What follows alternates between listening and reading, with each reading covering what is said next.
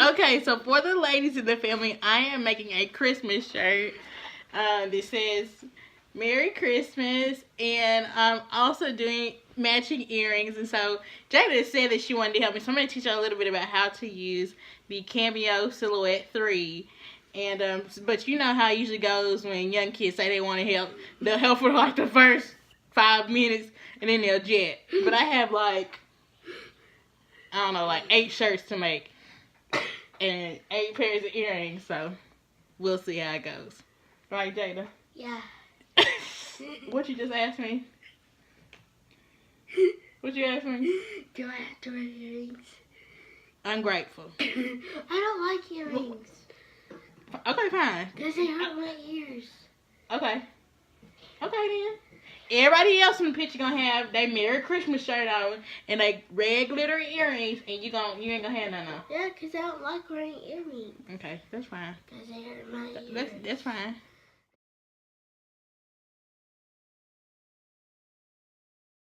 Okay, so the first thing that you want to do is you want to open up the Silhouette Studio software, and depending on what you want to create, you can either use this artboard or you can go to the store and you can find designs that are already created for you, and I really like doing that.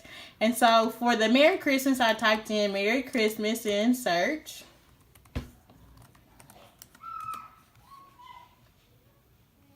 And then it comes up with a ton of cute designs that you can use. So I like the fact that it already has designs for you, so you don't have to worry about trying to make something up.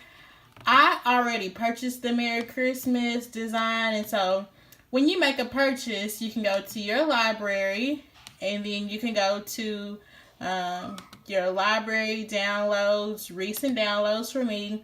So these are the purchases that I've made. And I decided on the Merry Christmas phrase. And that's what we're going to be using to make our shirts.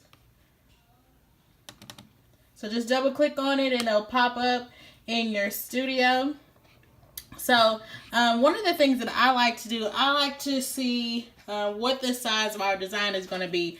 And so for me, I was like, well, this is probably going to be too big, especially if I'm making it for, so many different people. And so I just went in and I resized my Merry Christmas.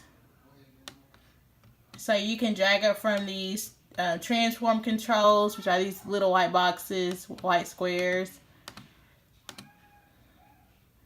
And then the measurements will also pop up. So this is 9.1 inch by, this is 6.2 inches. And so you can just kind of move it around to decide, how big or how small you want your print to be. Okay, so I decided that about 9.7 inches and about 5.4 inches was good enough for the size of my design. Okay, so now I'm ready to show you about how I'm going to lay out the vinyl onto the mat. Okay, so I'm going to remove this blue paper. This is what protects my mat, that keeps it sticky so that my vinyl can stay on here when I'm ready to print. So if you are doing heat press vinyl, you want to make sure that you put the glittery side or whatever side is going to be showing on the shirt face down. And I'm so happy that Samantha taught me this, otherwise I would have messed up a lot of rows of vinyl. You want to make sure that you don't get your extra stuck on the mat either. Okay, so I'm just going to lay my vinyl, remember, face down, glittery side face down.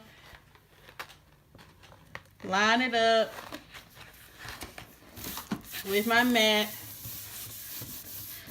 Okay, so now I got this on here, ready to get my machine cranked up and going. Okay, so I've got my machine connected to my computer, and I laid my mat on my machine. And so you want to make sure that the edge of your mat lines up with the blue guidelines, and make sure that the roller is also going to be able to take in the mat.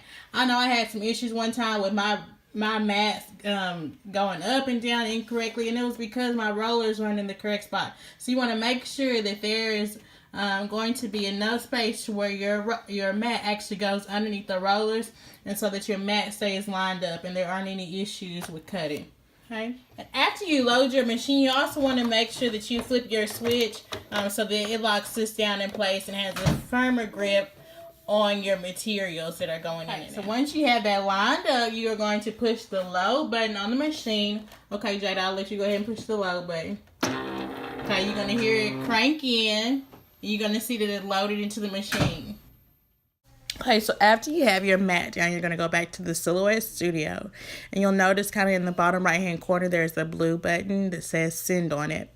Whenever you are creating a shirt, because of the way that you lay down the heat press vinyl, you're going to want to send your image as mirrored so that it flips it whenever it's time for you to iron it onto the shirt. In this particular software with my Cameo Silhouette 3, whenever I push the send button, it automatically asks me if I want to send mirrored. So I'm going to click the option to send mirror, and on other software, it may have you go somewhere else to push send mirrored. But for this particular machine, it gives me the option, so I push send mirrored. Okay, so now it's going to send the cut to the machine, and notice that your blade may be moving up and down. This is an auto blade, and it's doing that so it adjusts to the correct settings that you have on the computer for cutting this heat press vinyl. Okay, and so then it's just going to start cutting whatever your design is. I'm just speeding it up a little bit. If you have any issues, like if you notice the mat is not moving straight or something's turning, you can push the pause on your side panel and stop the job if necessary.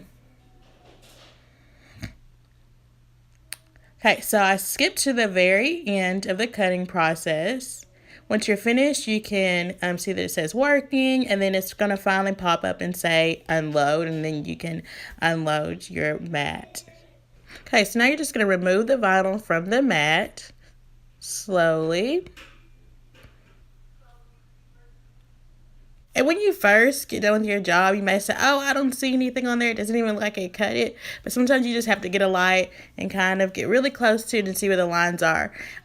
This camera wasn't at a really good angle, but I could see where the lines are. And so I'm going to cut the portion off that I used to make my design cut.